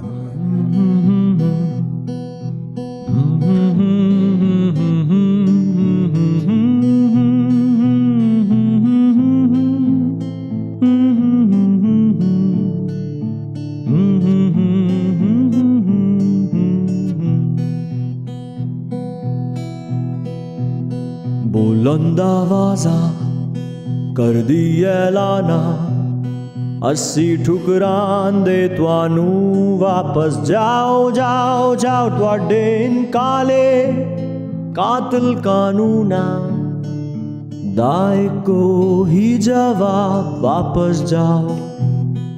जो किसान इधर है उनसे आकर मिलिए, उनसे पूछे कि उनको कितनी मुश्किल आती है, वो कैसे सोते हैं, कैसे खाना बनाते हैं। असा निकले आ छड़ सारी फिक्रा गांदे आए जालिम वापस जाओ जाओ जाओ मिट्टी दे कण कण विचों है आंदी ऐही गूंज ऐ जालिम वापस जाओ, जालिम जाओ वापस जाओ, जाओ जाओ।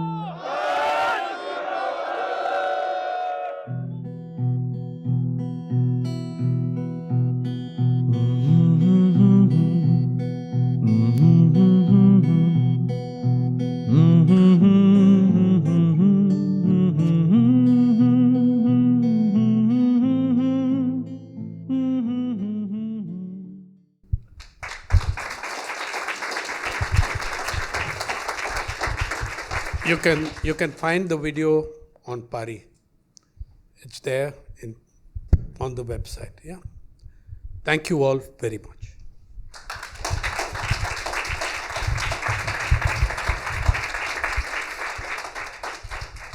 Thank you, Brother Sainath ji. It was beautiful what you did here. We're very grateful to you.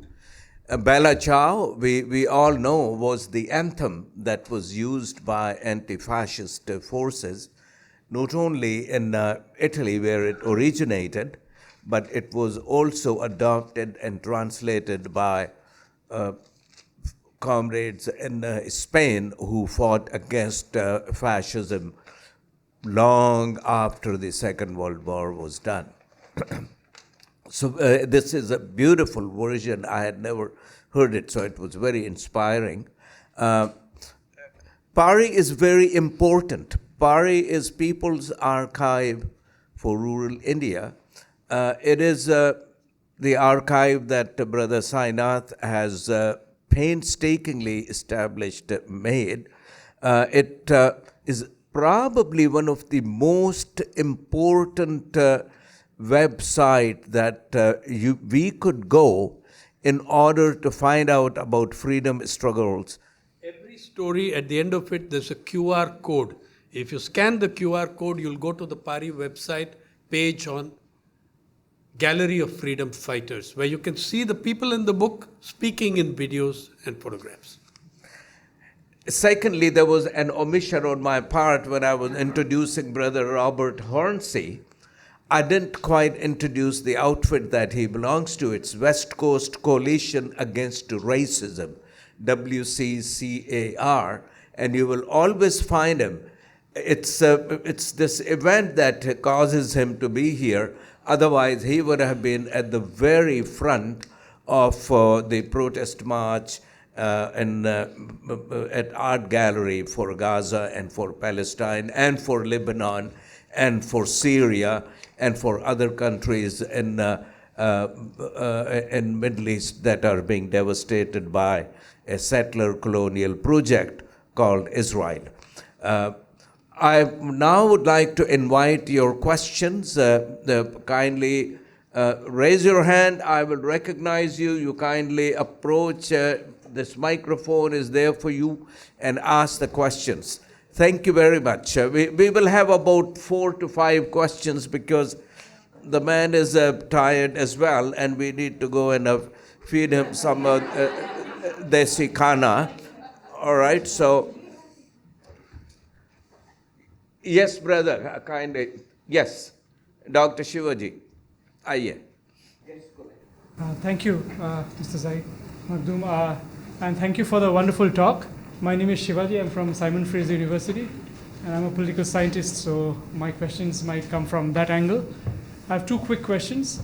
First is, what do you think are going to be the long-term effects of this kind of an episode of governance, 2014 to 2024? The election results, including the ones from Faizabad, where the Ayodhya temple was built, you mentioned that they lost a lot of seats. So what's going to happen in the future? And in terms of the deep bureaucracy in the state, in the media, are we going to see these effects remain? History textbooks have been rewritten, etc. I think some of the damage is very long term. But there's nothing that can't be overcome.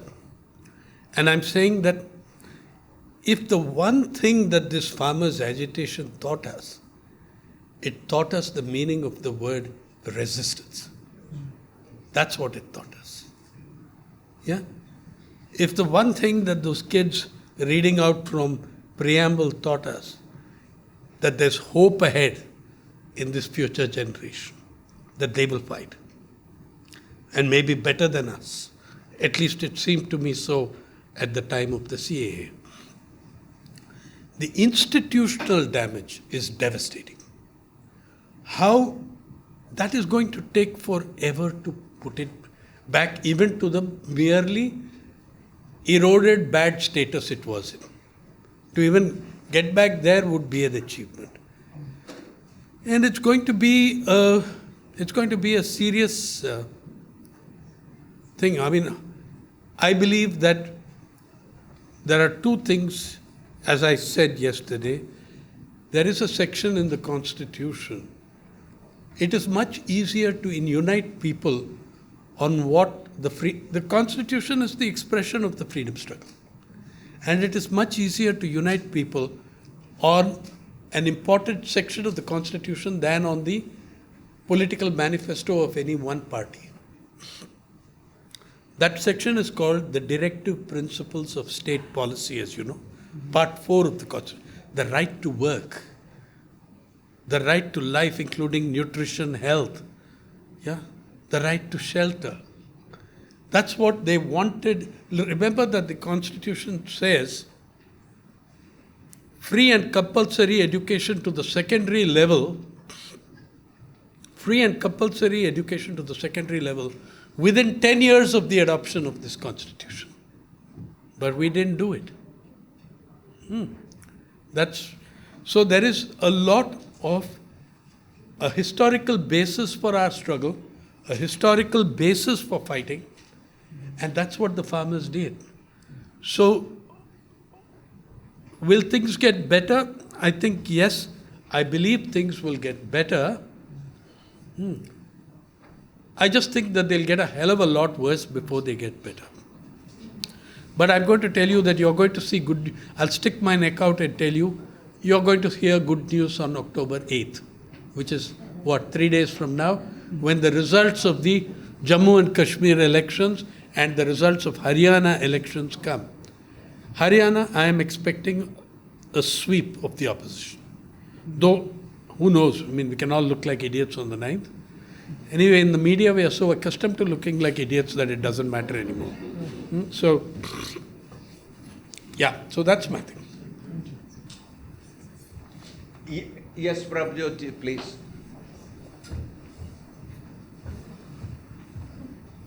Thank you so much, Sainath.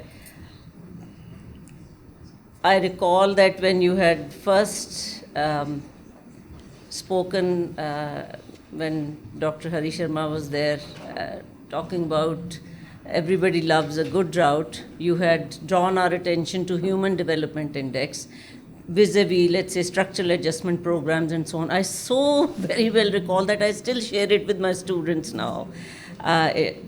And you made reference to that again today.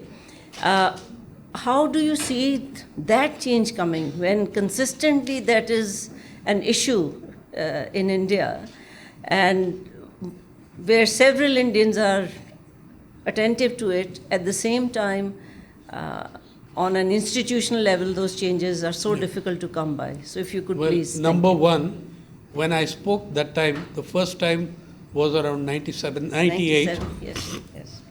India's rank in the Human Development Index has deteriorated even from that time. It was 121 or 124. We are now 132. As I said, it has to do with more than Mr. Modi. It has to do with an entire path of development, which you can, for shorthand, say neoliberalism, that we have followed since 1991. So unless you are able to reverse that completely, it'll get worse. Now the way of reversing that is very clear to me. And I think it's clear to a lot of people increasingly all over the world. It is that you have to confront and break corporate monopolies and corporate power.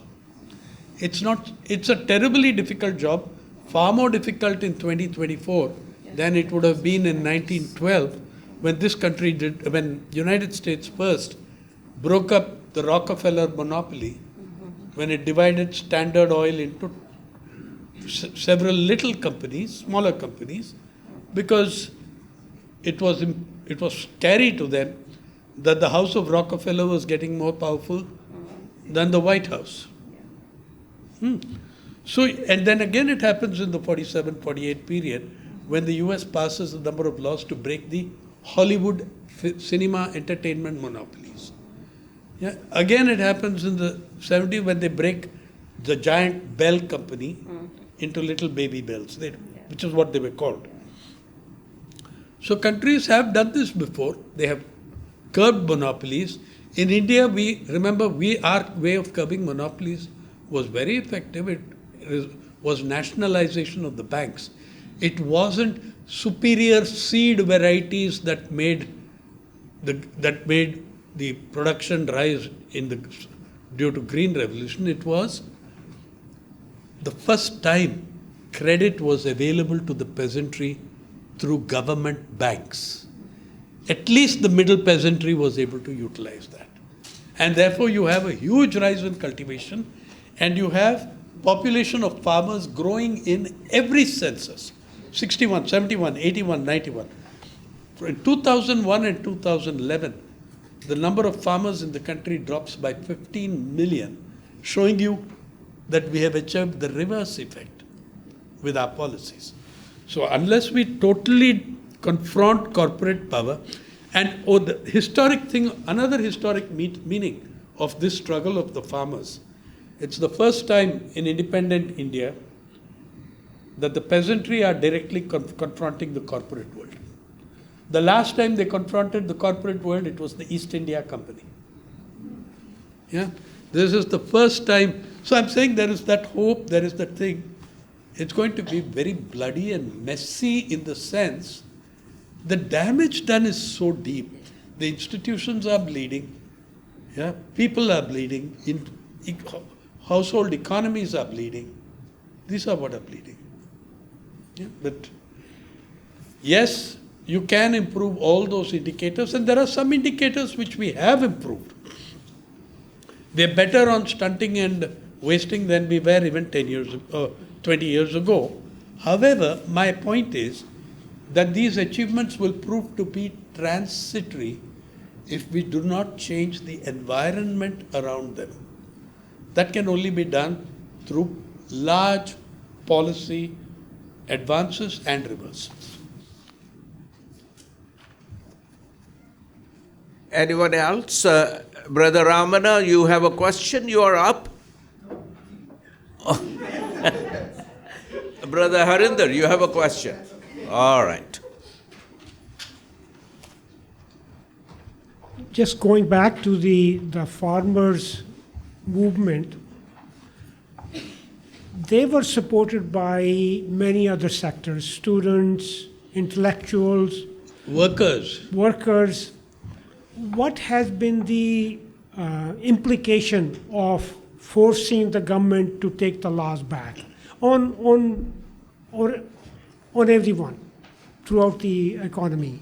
Number one, the government is, for the last year, actively trying to bring back the laws backdoor, piecemeal, so that it can get it past everyone. And they are doing, in fact, you got the, Kangana Ranaut gave the game away when she said the repealed laws should be brought back. You know, it's what she understood of the internal discussion of that party. So you have a very clear thing that they are trying to bring it back through the back door. Firstly, those laws were never drafted in Parliament. They never went to a special committee in Parliament. They never appeared before the Standing Committee on Agriculture in Parliament. Right? They never did. So, which means they were drafted in corporate boardrooms. Right?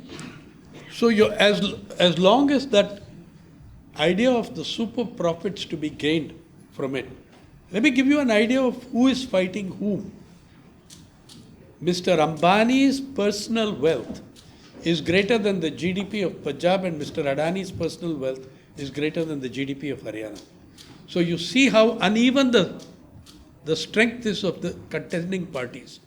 For me, the wonderful thing is, with all those disadvantages, the farmers defeated them. Second, the alliances that came up led to two things. By the way, I date the farmers' protest back to 2018. In 2018, 40,000 of the poorest farmers of India, the Nashik Adivasi farmers mainly, marched 182 kilometers in 40 degrees heat from Nashik to Mumbai. Yeah? And we were absolutely dazzled by it in, end of March, early April, they're coming. And what an impact those farmers made. Many of them were raising the demands of the farmers of Punjab and Haryana, though those demands don't really apply to them. It showed a consciousness that we are all in it together, that we have to fight for each other. Right? 30,000 farmers set out from Nashik. 12,000 started the first day and gathered steam as they made the 182 kilometers.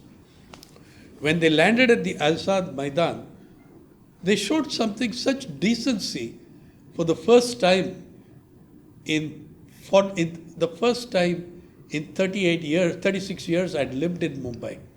I saw the middle classes of Mumbai, one or two elites of Mumbai come out to greet the farmers. Why? Because the farmers, they entered the previous night and they were going to march the next morning. They were exhausted. They had walked 170 kilometers. They were exhausted. Then suddenly they made a decision to march silently in the night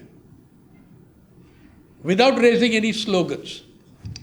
I asked them what the leader of that, the woman who was leading that, I asked her, why did you do this? She said, we found out that tomorrow morning, the children of Mumbai will be having their board exams. And we don't want to either disturb their sleep or disrupt their She said, हमारे बच्चे भी exam लिखते हैं ना? Our children also write exams. Why should we disrupt the exams of those children? And if we march in the morning, we'll be disrupting the traffic, which was the intention originally. They did. They marched in silence, exhausted through the night. You can watch the photos of the Great March, Long March as we called it, in PARI. And when they reached there, I was surprised. People came out spontaneously. There was a guy who came in a bloody BMW with 3,000 sachets of water. Yeah? Which went in 5 minutes. Right? There were 40,000 of them. There's a Muslim businessman from Crawford Market who refused to give us his name. He came and distributed 1,000 pairs of chappals. I asked him, why did you do this? He said, He said, I saw on the TV, they're marching barefoot because they don't own footwear. Their feet were bleeding, sir. So 14 doctors from JJ Hospital, Nair Hospital, left their hospitals on the end of their shift and came and set up a makeshift treatment clinic for the farmers, marchers, for their feet, for their walking. In 2000, there I saw bank unions came and gave food. Industrial unions came and gave food. Young lawyers, still studying, interns, came and asked me, sir, we are just here next to the High Court. You tell us what to do, we'll file a PIL against the bloody government. They didn't know what the demands were because they didn't know farmers. But simply the fact that they came to me in tears, wanting to fight.